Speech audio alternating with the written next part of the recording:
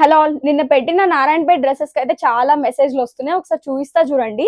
దుపట్టా పేర్ చేస్తే ఎట్లా ఉంటుందో ఒకసారి చూపిస్తున్నాను. ఇది వచ్చేసి టాప్ అండి.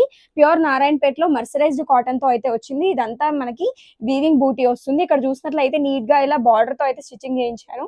అండ్ స్లీవ్స్ వచ్చేసి ఇట్లా ఎల్బో స్లీవ్స్ అండి. స్లైడ్ గా పఫ్ కూడా వస్తుంది. నెక్ చూసినట్లయితే స్కాలప్ ఫినిష్ తో వచ్చింది.